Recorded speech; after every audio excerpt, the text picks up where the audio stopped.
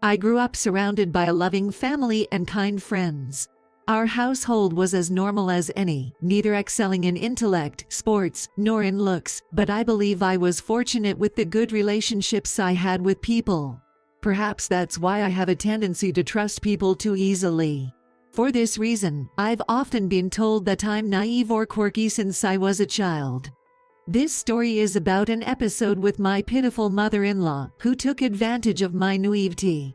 My name is Michelle. I'm 31 years old and work in sales. Just last year, I married my husband, Jake, and we're still enjoying the newlywed phase of our marriage. We often talk about wanting children soon, but for now, we're enjoying our life as a couple. Jake's parents live in their family home about a 20-minute drive from our apartment. Once a month, my mother-in-law invites us over to have dinner at their place. My friends often ask me, isn't it tough to visit your in-laws once a month? But it isn't really that bad because my father-in-law always keeps conversations lively and my mother-in-law is kind. Also, my mother-in-law is the type who likes to handle the kitchen alone, so I'm always treated like a guest. As my father-in-law and Jake enjoy their evening drinks, I just need to sit and smile, and food is served. It's even more relaxing than being at our apartment, except for one thing. Today, as usual, Jake and I were invited by my mother-in-law to have dinner at their place. However, as I take a sip of the corn soup she prepared, an unintentional groan escapes my lips. "Michelle, what's wrong?" Jake, sitting next to me, looks at me with a puzzled expression. I've never had corn soup like this back at home, so it's quite refreshing. It's delicious, Mill. Really? Thanks. There's more if you want. Yais? Smiling at my mother-in-law, I somehow manage to lift the corners of my mouth. If I have another bowl of this, I feel like my blood pressure will skyrocket. That's how salty my mother-in-law's corn soup is. I sneak a glance at Jake and my father-in-law, but they're sipping their soup with peaceful expressions. Is this the norm for home cooking here? Once again, I resignedly finish the overly salty soup. It seems like this household has a preference for strong flavors. My mother-in-law's cooking is so salty it tastes like seawater, and her desserts are so sweet it feels like I'm eating a lump of sugar. When I first tasted it, I was shocked, but everyone else in my in-laws' family finished their meals just like today, so I was stunned if this is what they are accustomed to. Out of respect, I finished everything, but it was so stimulating that it upset my stomach. I worry greatly about the health of my in-laws, who regularly consume such strongly flavored food. I've been consulting with a dietitian friend and gathering brochures, but there's no way a new daughter-in-law could say, "Mill, your food is too strongly flavored, please study this." By the way, the food I prepare at our apartment is always seasoned according to the recipe.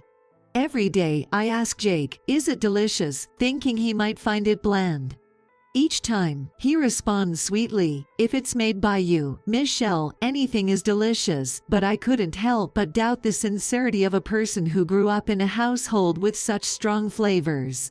Nonetheless, for the sake of Jake's health, I didn't waver and continued to cook with normal recipes. Also, there's one more thing that worries me. My mother-in-law tends to serve expired food. Sometimes the rice in the bowl is so yellow and dry that I can't tell when it was cooked, and there are times when we are served spoiled fruit for dessert. I secretly avoided the inedible parts, but I couldn't help but worry that my in-laws will get stomachaches someday. There was even a time when the cookies she gave me labeled for Michelle's snack were about 6 months past their expiration date.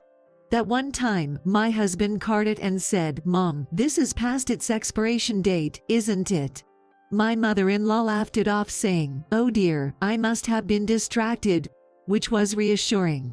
However, it sent chills down my spine when a cookie tin slipped into the gifts she gave us during our next visit. I had seen this phenomenon before. When my grandmother had become senile. What should I do? My mother-in-law is only in her 50s, so it's hard to imagine her forgetfulness is due to old age.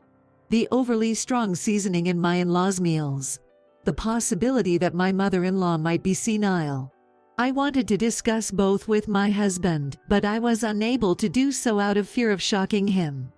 Then one day, a small miracle happened to us as a couple. I had a life growing inside me. Am I finally going to be a dad? Will it be a boy, a girl? Every day my husband happily caresses my belly. When should we tell our parents? Should we wait until the pregnancy is stable? Well, we've only confirmed the heartbeat so far, but we might need their help if anything happens, so maybe we should tell them after the 3-month checkup. Right, we'll see how things go then. Oh, I can't wait to tell everyone. I bet my mom will cry when she finds out she's going to have her first grandchild. Probably. Imagining my mother-in-law congratulating us with tears in her eyes makes my heart warm. Caught up in the long-awaited pregnancy, I had completely forgotten about everything else. It wasn't until the following weekend when I saw the soup at my in-laws' dinner table that I realized there was a serious problem. If I ate my mother-in-law's overly seasoned food, it could cause problems for the baby. The parenting books I had devoured since becoming pregnant all stated that high blood pressure and diabetes can affect the pregnancy and childbirth. Even if I'm fine with yellow rice or food that may be past its expiration date, it might affect the baby. The thought was so scary that I found it hard to take a bite. Oh Michelle, you're not eating at all. I wonder if it doesn't suit your taste. Seeing my plate, my mother-in-law frowns. No, it's not like that. Michelle seems to be lacking appetite due to fatigue. My husband, thinking I had morning sickness, quickly covered for me. Is that so? Michelle, is your work tough? You mustn't overwork yourself. I'm sorry. While my father-in-law kindly spoke to me, my mother-in-law's face remained stern. I felt guilty for leaving the food and for lying. Nevertheless, after everyone else had finished their meals, my mother-in-law served a large cookie along with after-dinner tea. At least eat something. It will surely heal your tired body. Thank you. What a kind person she is. I thought I should at least have the cookie, but recently some sweet food have been causing heartburn, possibly due to morning sickness. When I looked to the side, my husband's cookie was bite-sized. I whispered to my husband, making sure it couldn't be heard in the kitchen where my mother-in-law was working. Hey Jake, can we swap cookies? Sure. I took my husband's cookie which he willingly traded and peeled off the wrapper. The best before date is also until tomorrow. With relief, I pop it into my mouth and wash it down with the tea. This cookie feels a bit hard. My husband, who had split the large cookie in half, made a curious face. And as he started to bring it to his mouth, "Stew you up." My mother-in-law, returning from the kitchen, screamed. My heart involuntarily leapt at the sudden incident. My husband and I froze as she snatched the cookie. Why does Jake have this cookie? I gave it to Michelle, didn't I? It doesn't matter, I can eat it. You can't, the cookie is past its expiry date. At the unexpected bombshell, the room fell silent. In the chaos following my MIL's revelation, I say, so the cookie was past its expiry date. I didn't realize because it wasn't written anywhere, which did nothing to help the situation. On the contrary, it only confirmed the malice in my MIL's actions. So, you were trying to feed Michelle expired food without telling her? My husband, expressionless, inquired my mill in a matter-of-fact tone. My husband doesn't explode in anger. He gets angry quietly, but actually it's more frightening. My mill seemed to have grasped the situation and hurriedly tried to cover up. And no, I know the expiry date has passed, but it's big and delicious, so I wanted Michelle to enjoy it. So why did you freak out when I was about to eat it? You knew it was dangerous and you still handed it to my wife. That's not.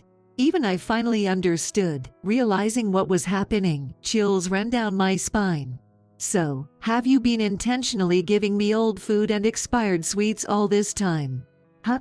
What's going on, Mom? My father-in-law glared at my mill with an angry look. I didn't do it on purpose. I just thought it would be a waste if the old food wasn't eaten, so I wanted Michelle to have it. That's called doing it on purpose. There's no justification for feeding someone else something that's so old you can't eat it yourself. But it's a daughter-in-law. It's only natural for a daughter-in-law to eat the old stuff, right? Even when you married into my family, you never had to go through that. Yes, but...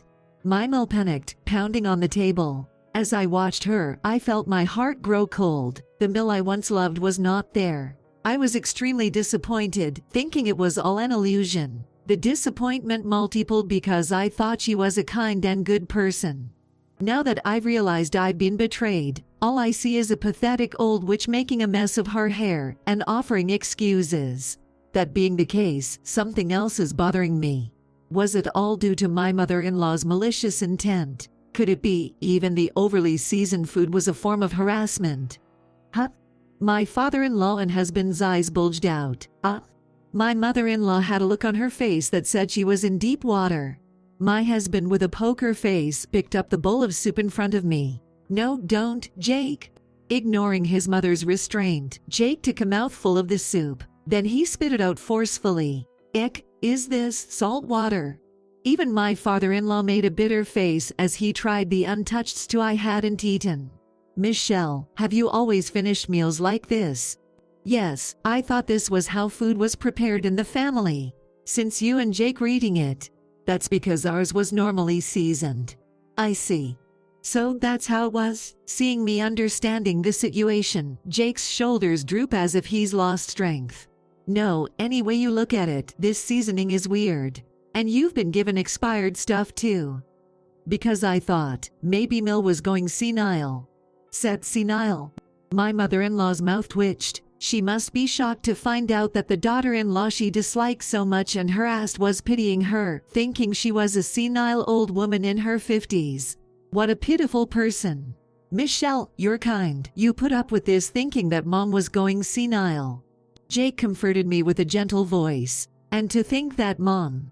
What nonsense. I can't even imagine how you could enjoy tormenting such a good daughter-in-law who trusted you completely. Jake and my father-in-law sighed. I never imagined that she would be such a person. That's why I consulted so many people. I was worried that her taste buds have gone awry or have started going senile in her 50s. Huh, what do you mean by so many people? Mil's complexion suddenly changed. It seems she hadn't realized her misdeeds were spreading. My parents, friends, people at work, everyone was kind and gave me all kinds of materials and brochures. Look, I pulled out a bunch of brochures from my bag and piled them up. I never thought the efforts of carrying these around to discuss someday with Jake or my father-in-law would be of use in this way. Wow, you were really worried, weren't you? The men, deeply moved, unfolded the brochures. Of course, Mill was furious. What a terrible daughter-in-law. I'm not sick. The one who's terrible is you, Mom. Michelle, unlike you, has a pure heart. That's why she was worried. Shut up, shut up. I never liked this daughter-in-law from the start. Finally, my mother-in-law, who had become completely defiant, pointed at me and stared with a face as fierce as a demon. I can't believe that my precious boy Jake was stolen by such a spacey-looking woman. And you can't even realize that you're being harassed. Are you insane? I would have preferred a beautiful, accomplished wife who could make us proud. We're fortunate to have such a good girl as our daughter-in-law, and you say such foolish things. You've been deceived by this woman. What? A fierce argument unfolded between my in-laws right in front of my eyes. So I really was hated by my mother-in-law. Even though I knew it, it still hurt to be verbally abused by someone I had trusted.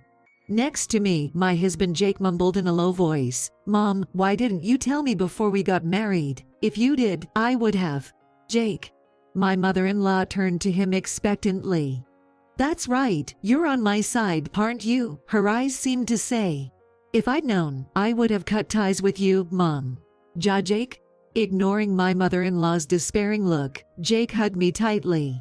"Michelle, I'm sorry. Without knowing, I'd made things hard for you." Jake, "I'm sorry too. I didn't realize how malicious your mother was." Her character. My mother-in-law's eyes twitched. She probably didn't expect to be told off by the daughter-in-law she had looked down upon. "That's why I married you, Michelle, because you were so pure-hearted. Don't worry, we won't come here again." Wait, Jake. I won't allow this. The one who's in the wrong is you, Mom. You'll never see our child. Wait a minute. My mother-in-law's eyes darted to my stomach. As a mother herself, she was quick to pick up on things. But if she'd noticed my loss of appetite sooner, maybe things would have turned out differently. It's her fault for being so focused on harassing me. Let's go home, Michelle. Okay. Taking the hand my husband extended, I slowly got up. Wait, I'm sorry, Jake, it was just a moment of... Ignoring my mother-in-law's desperate plea, Jake coldly brushed her off. I'm not the one you need to apologize to. My mother-in-law glanced at me. Her eyes were full of hatred, and I didn't want to accept an apology from such a person. So I spoke up first. I can't trust you anymore after being betrayed by a mother-in-law I had believed in. I can't let such a person meet my precious child. Goodbye. And it knew. With a cry of agony, my mother-in-law collapsed on the floor. Without glancing back, we left my husband's parents' house, with my father-in-law seeing us off. I don't think we'll ever return here. It's odd to say this myself, but if only they cherished a daughter-in-law who loved her mother-in-law, the mother-in-law could have enjoyed a peaceful life as a grandmother surrounded by her grandchildren. What a foolish person. Later, when I explained the situation to my friends and parents who had given me pamphlets, I was met with responses like, "Finally, you've realized it," and let it out sighs of relief. Apparently, everyone but me had realized the bullying, but they hadn't been able to speak up because I was genuinely worried. It seems they had been preparing evidence and documents so that they could testify when I finally realized what was going on. I felt pathetic and embarrassed, my face turning bright red. In fact, thanks to the wealth of evidence everyone had prepared, I was able to prove what I had been genuinely worried about. As a result, my husband and father-in-law have fully sided with me.